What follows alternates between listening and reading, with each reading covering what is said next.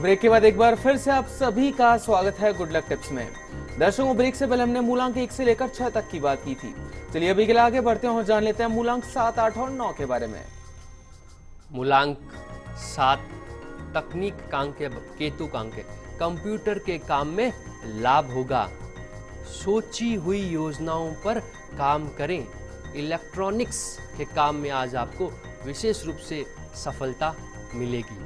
शुभ रंग की अगर हम बात करें मित्रों, स्लेटी कलर बहुत लाभदायक रहेगा।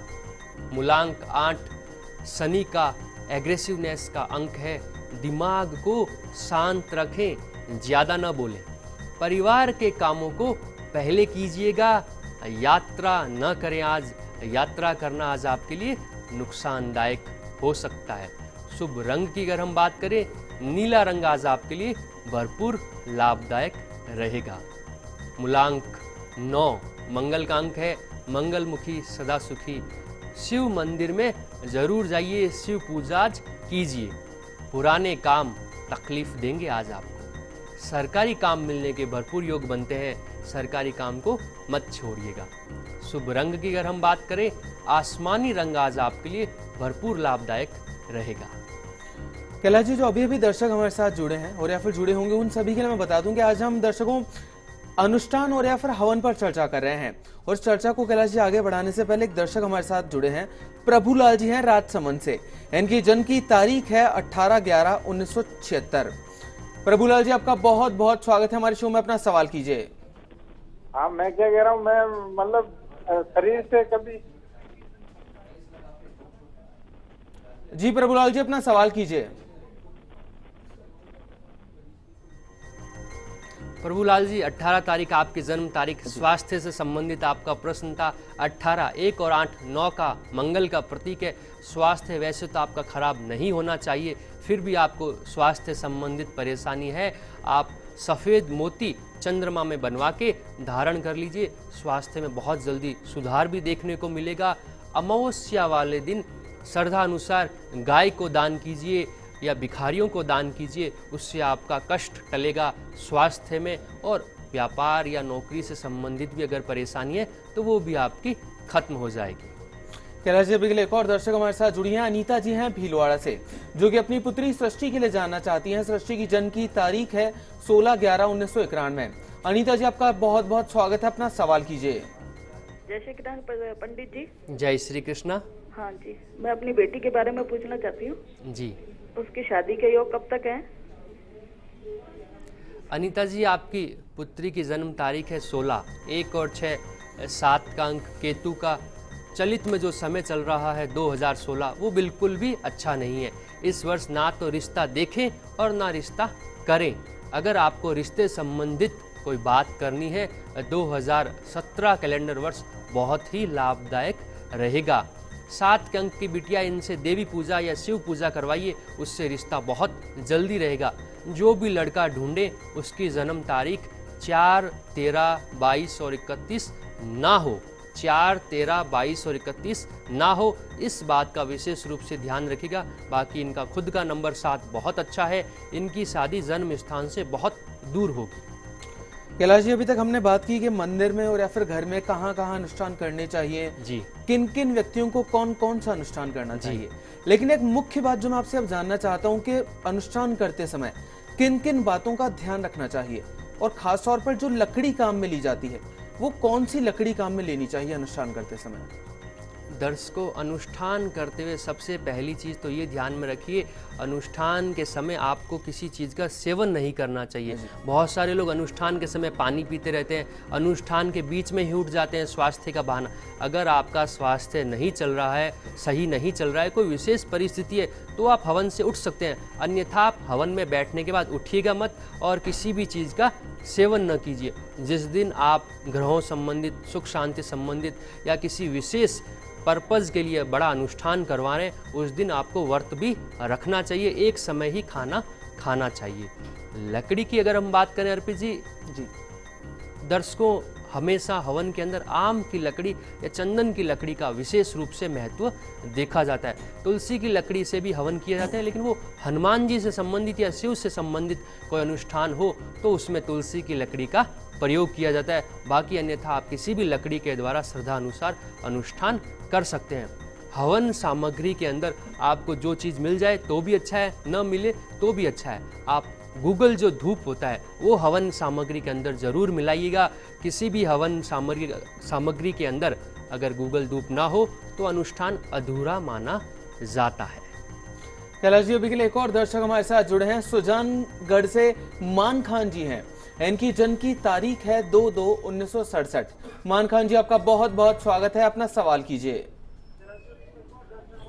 मान खान जी, अपने टीवी का वॉल्यूम जरा कम कर लीजिए, फिर अपना सवाल कीजिए। पंडित जी जी नमस्कार। नमस्कार मान खान जी।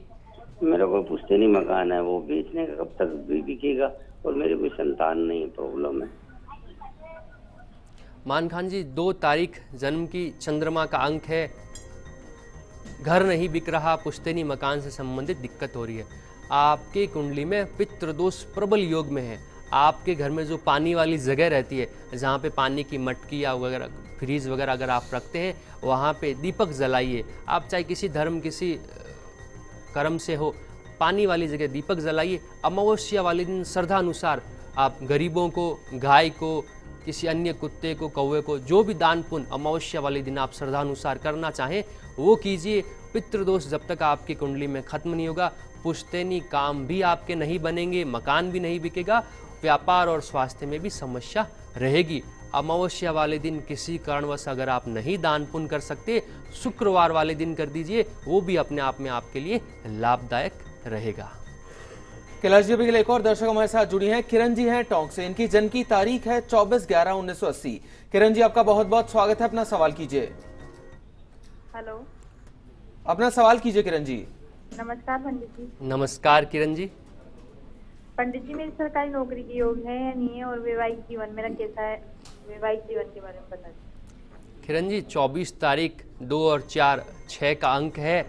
शुक्र प्रधान है। आप सरकारी नौकरी के योग तो प्रबल हैं, मेहनत में कमी हो सकती है या देवी कृपा आपके ऊपर इतनी भरपूर नहीं है। आप देवी संबंधित शुक्रवार को कोई ना कोई पूजा करवाइए, किसी देवी मंदिर में अनुष्ठान भी अपनी श्रद्धा अनुसार करवा दीजिए।